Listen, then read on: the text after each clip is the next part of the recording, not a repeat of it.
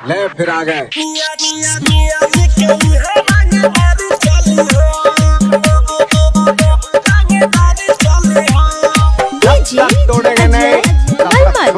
हम भोजपुरी गायक साहिल राजा, इस गाने को खूब सुनिए, शेयर कीजिए, लाइक कीजिए, कमेंट कीजिए, दबा के बजाइए। बाराते में नहीं बड़ी यारी चली हो, बाराते में नहीं बड़ी यारी चली हो, मियाँ जी के यहाँ रंगदारी चली हो, मियाँ जी के यहाँ रंगदारी चली हो। बाराते में नहीं बड़ी यारी चली हो, बाराते में नहीं बड़ी यारी चली हो, मियाँ जी के यहाँ रंगदारी चली हो, मियाँ जी के यहाँ रंगदारी चली हो।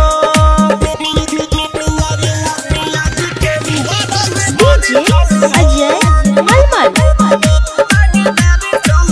म्यूजिक बाय राजा मस्त। मिलब तो पाई खास दी हो, जिला के किला भीतर धास दी हो, जिला के किला भीतर धास दी हो।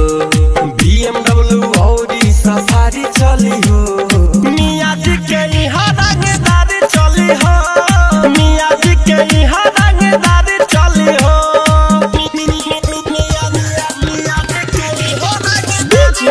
अजय मलमल,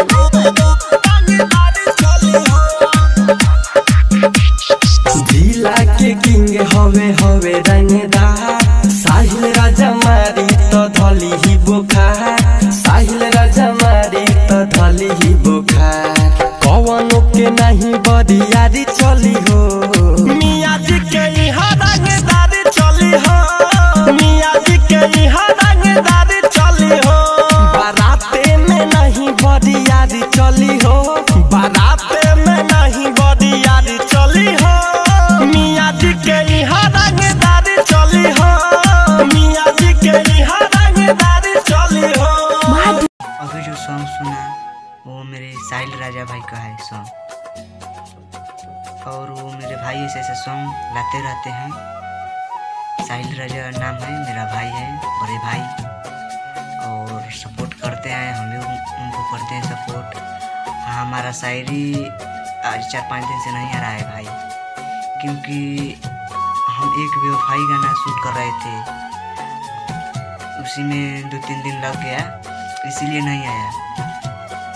जो भाई नहीं देखे हैं वो गाना प्रमोद प्रेमी का है, तो जाइए, लिंक दे दिया हूँ डिस्क्रिप्शन में, वहाँ से जाइए, खूब शेयर करिए और लाइक कर दीजिए। अपने भाई को, इरफान अंसारी को सपोर्ट करिए, क्योंकि वो वीडियो बनाने में मेरे को 3-4 दिन लग गया है मेरे भाई, और बहुत मेहनत किया हूँ उस वीडियो में, सोच कर बनाया हूँ वीडियो। उसको वीडियो को शेयर खूब करिए मेरे भाई, और साहिल राजा मेरे भाई को सपोर्ट करिए, क्योंकि ये ऐसे ऐसे सॉन्ग आते रहते हैं उसको।